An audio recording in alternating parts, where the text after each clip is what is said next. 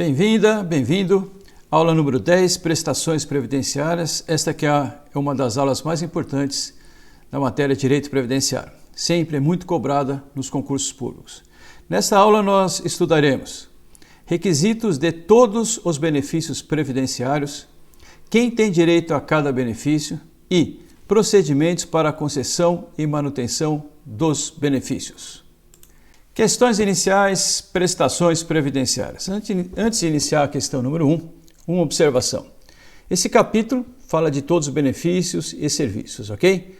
Então, como que eu fiz essa aula aqui? Dividi uma aula por benefício, para fins didáticos, para ficar mais fácil para você entender, fica melhor também para passar o conhecimento e bem mais tranquilo, ok? Então, no final da última parte, aí eu coloco as questões finais e também as questões comentadas vão estar no último vídeo, na última aulinha dessa aula principal, aula número 10, ok? Vamos lá. Questão número 1. No que concerne às prestações do Regime Geral de Previdência Social, julgue o item subsequente. O auxílio reclusão é benefício previdenciário, então ele vai falar de auxílio reclusão devido aos dependentes do segurado, quando não houver salário de contribuição na data do efetivo recolhimento à prisão, desde que mantida a qualidade de segurado. Falecendo o segurado detido ou recluso, o auxílio reclusão que estiver sendo pago será cessado e será concedida a pensão por morte. Vamos lá, está falando de auxílio reclusão, né? Uma observação aqui, ó. Eu vou colocar direto a justificativa para a gente entender como que ocorre numa questão de concurso, como também o examinador também erra. Está errada. Onde está o erro aqui? É um erro sutil que nem o examinador percebeu, porque quando ele fez essa questão, inicialmente aqui ó, foi gabaritado como correto pela banca, ok? Só que esse benefício, auxílio reclusão, é um benefício pago para os dependentes? É. Do segurado? Sim. Qualquer segurado? Não. Do segurado de baixa renda. A gente vai estudar aqui que é baixa renda. É aquele que recebe sua remuneração até determinado valor, ou seja, não é para todos, ok? Então, quando ele coloca aqui dependente do segurado, deixa entender que é qualquer segurado, em que pese não ter colocado aqui devido aos dependentes de todos os segurados. Aí estaria errado categoricamente. Mas possivelmente alguém alegou que faltou aqui incluir baixa renda e a questão foi alterada para errado, ok? Então, está correto, o auxílio reclusão é um benefício pago para os dependentes quando o segurado for preso em regime fechado, ok? Então, a detenção não cabe mais também, porque a detenção não se inicia no regime fechado, reclusão sim, tá? Mas detalhe que a gente vai estudar. E, no caso de morte, será cessado o auxílio reclusão e transformado em pensão por morte. A questão está errada. Questão 2. Com relação às situações tuteladas e aos benefícios concedidos pela Previdência Social, julgue o item a seguir. O auxílio por incapacidade temporária, o assunto é esse, inclusive, quando resultante de acidente de trabalho corresponderá a 91% do salário de contribuição. Não sendo devido, porém, ao segurado que por ocasião de sua afiliação ao RGPS já era portador de moléstia ou lesão invocada como causa para o benefício, ainda que a incapacidade laborativa é resultado de progressão ou agravamento dessa doença ou lesão. Então o lance é o seguinte, o segurado estava doente, se filiou ao INSS já com essa doença.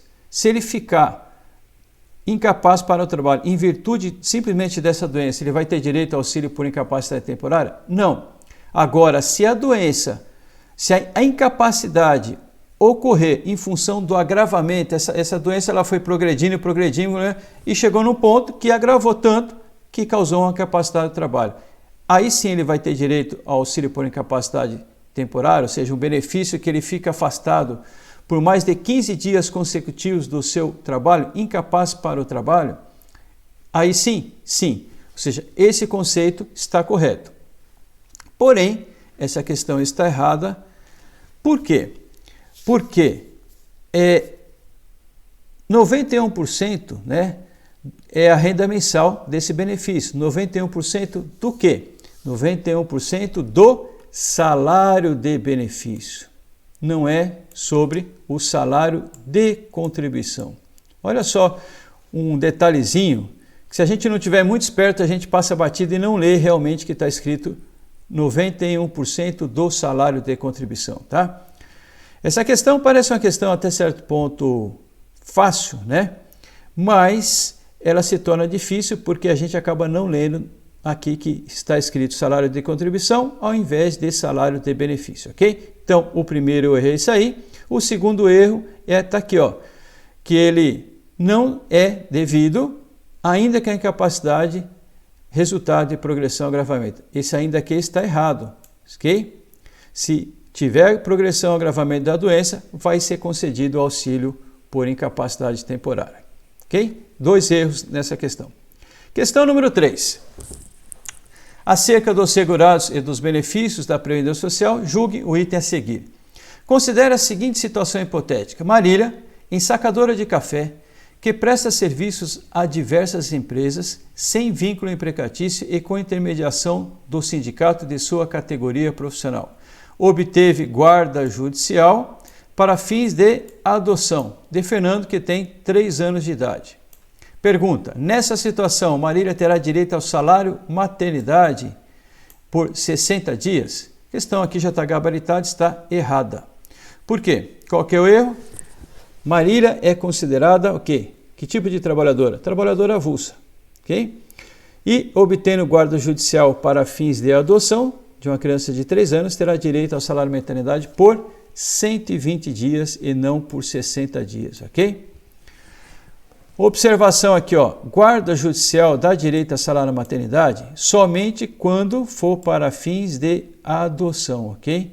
Existem vários tipos de guarda judicial, né? Quando o pai e mãe é internado em função de uma droga, por exemplo, aí o filho fica desamparado e aí alguém vai lá e mantém a guarda temporariamente para cuidar daquela criança. Nesse caso não tem direito a salário maternidade, mas quando for para fins de adoção, aí tem direito, ok? O tempo é o mesmo, 120 dias, ok? Questão 4. O auxílio acidente, o assunto auxílio acidente, é concedido como indenização ao segurado que, após a consolidação das lesões decorrentes de acidente de qualquer natureza, apresente sequelas que impliquem redução da capacidade para o trabalho que habitualmente exercia. Corresponde a 50% do salário de benefício e será devido a partir do dia seguinte à cessação do auxílio por incapacidade temporária, vedada sua acumulação com qualquer aposentadoria. A questão está correta, ok? Então, essa é a definição do auxílio acidente.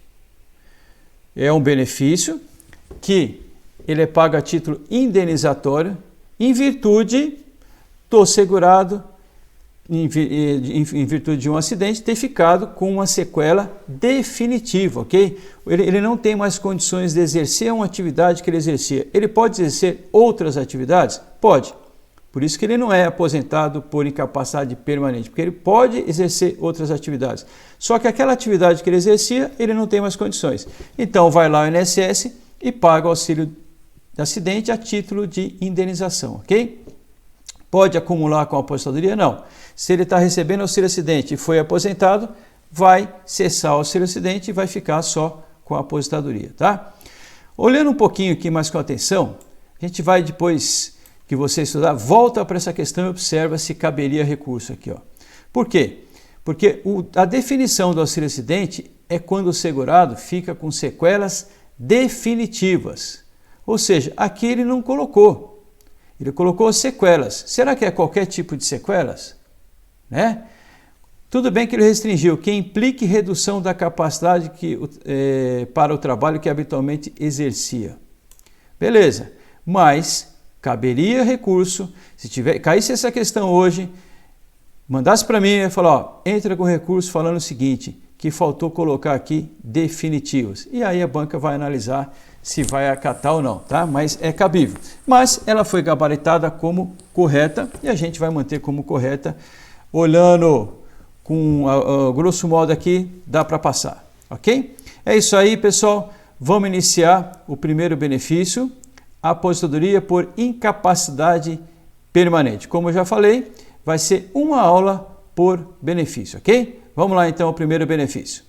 Vamos iniciar com o nosso primeiro benefício, aposentadoria por incapacidade permanente.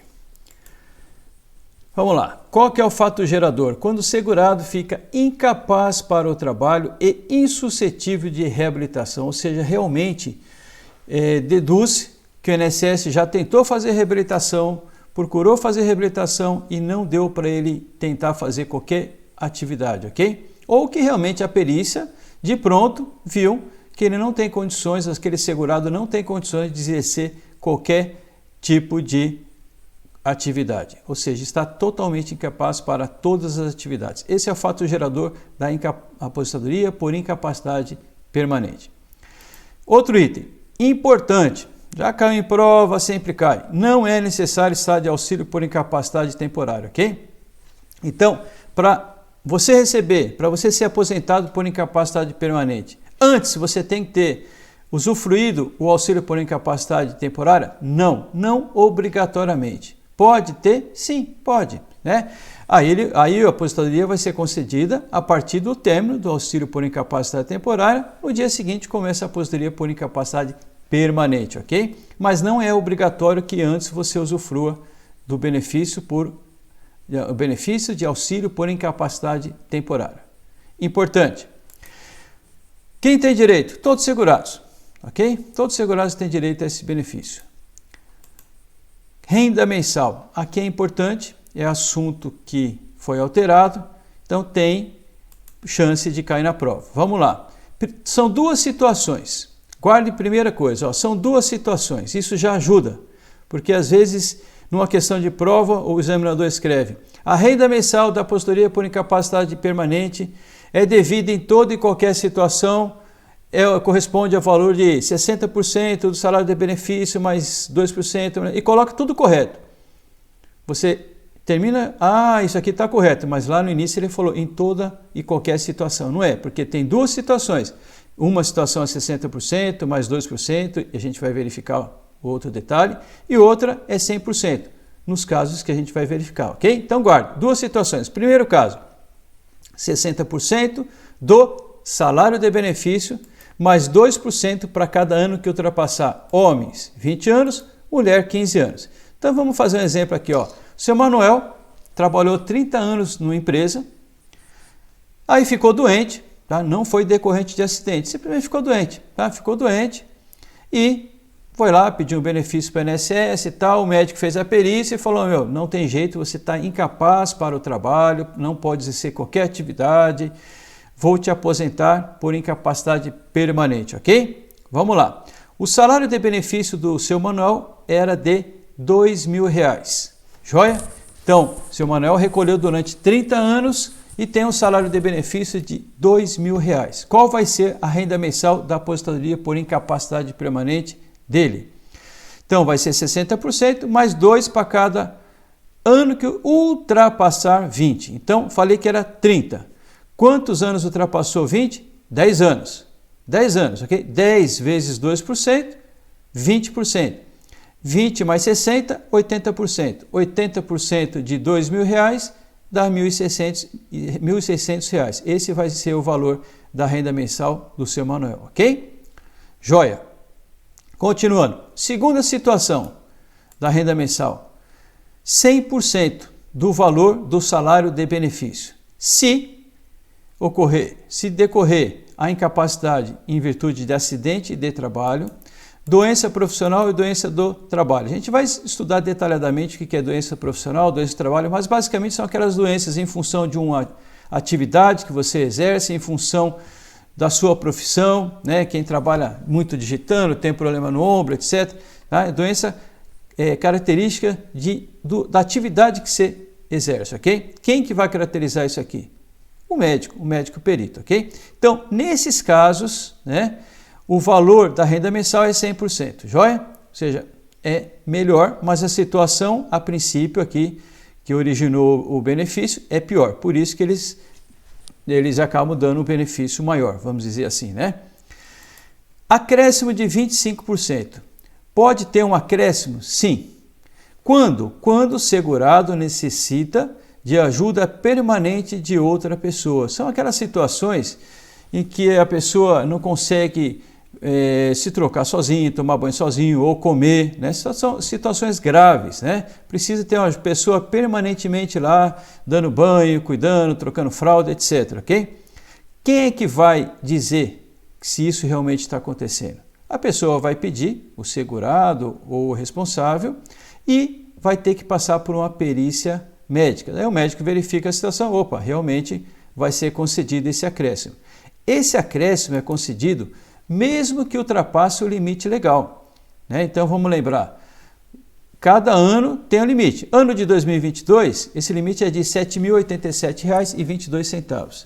Então, mesmo que ele esteja recebendo o teto, né? Se for concedido esse acréscimo, vai ser o teto mais 25% do valor que ele já recebe, ok?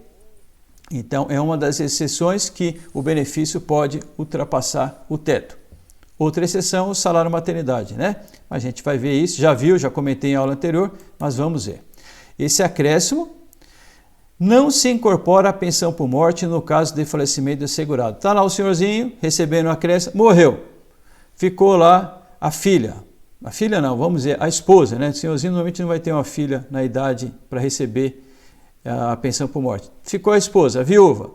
Ela vai receber o valor mais o acréscimo? Não, ela vai receber só o valor da aposentadoria, ok? O acréscimo desaparece, né? Porque o fato gerador desse acréscimo é que realmente para compensar essa ajuda que ele precisa, né, para pagar as despesas com essa outra pessoa que vai estar ajudando. Várias atividades tem que ser afastado de todas as atividades, ok? Não tem condições de exercer nenhuma atividade. Exame médico pericial. Tem que passar por médico perito? Sim, desde a concessão e em momentos posteriores, se for convocado. Então, a qualquer tempo, o INSS pode convocar o aposentado para a nova perícia. E ele tem que ir? Sim. Em todo e qualquer caso? Opa, aí não, porque tem exceção aqui, ó. Isenção dessa nova avaliação médica. Então, ele já foi aposentado, já passou por perícia inicial, essa é obrigatória, não tem jeito. E aí, as outras? Em regra, todo mundo vai, mas tem situações que pode ser dispensado. Quem? Quem é aposentado por incapacidade permanente e já ultrapassou 60 anos de idade. Joia, esse não é mais obrigado, tá? O INSS não vai mais convocar. Ou já ultrapassou 55 anos de idade e tiver mais de 15 anos da data da aposentadoria ou da data do auxílio por incapacidade temporária que precedeu a aposentadoria, né? Se ele já teve auxílio por incapacidade temporária, vai contar desde o início da incapacidade temporária. Depois se aposentou, né? E aí já foi contando. Bom, qual que é a ideia por trás desse conceito aqui? A ideia é o seguinte, que realmente aquela incapacidade permanente já está consolidada. Então o INSS não precisa ficar checando se realmente ele está bom, mesmo assim está recebendo o benefício, ok? A ideia é essa, né? Tem direito à isenção dessa nova avaliação, mas tem que fazer. Ó, vamos colocar esses dois casos aqui, eles não são obrigados a fazer. Mas aí veio a lei e falou assim, ó, você tem direito à isenção, só que mesmo assim você vai ter que fazer uma perícia médica, em que pese a lei te enquadrar que você está isento. Em que casos, mesmo o isento tem que fazer a perícia médica? Nesses casos aqui, ó, quando ele quando ele sentir que precisa de uma ajuda permanente de outra pessoa. Ah, você quer ajuda? O INSS vai falar, você quer ajuda? Quer. E eu nem preciso fazer perícia, ele vai falar, porque eu já tenho 65 anos. O INSS fala, não, você tem que fazer, porque se você quer ajuda, o INSS tem que verificar que você realmente precisa dessa ajuda. Tem lógica, né? Segundo caso, verificação da recuperação da capacidade elaborativa por meio de solicitação do aposentado que se julgar apto. O senhorzinho está aposentado, eu falo senhorzinho, mas a aposentadoria por incapacidade permanente pode ocorrer em qualquer idade, né? A pessoa está aposentada por incapacidade permanente e começa a perceber, pô, estou legal, não vou mais ficar encostado, eu quero fazer alguma coisa, eu quero trabalhar e arruma emprego, né? Ou vou arrumar emprego. Ele mesmo vai lá e fala, ó, eu quero fazer perícia porque eu já estou bom, né? Então ele pode lá ter os seus 56, 57 anos, ou seja, no caso aqui isento, né, que eu estou dando exemplo dos isentos que são obrigados a fazer perícia médica. Já está isento, fala, ó, quero voltar a trabalhar, tá ok? Aí o INSS marca a perícia. No caso que a autoridade judiciária convocar, ok? Necessita saber se realmente ele está bom ou continua incapaz.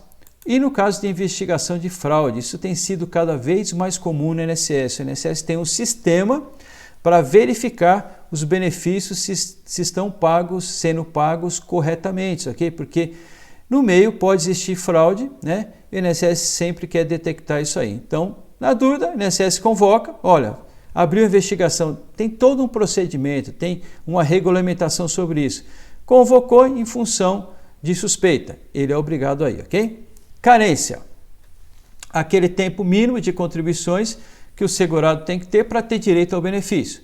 Então, em regra, 12 meses, ok? Para a aposentadoria comum. E sem carência para a aposentadoria acidentária, ou seja, decorrentes de acidente de qualquer natureza, qualquer tipo de acidente, não é só acidente do trabalho, ok? Doença do trabalho, doença profissional e também algumas doenças elaboradas aí numa lista pelo Ministério da Saúde. São doenças graves, tá? Doenças realmente que requer um cuidado especial.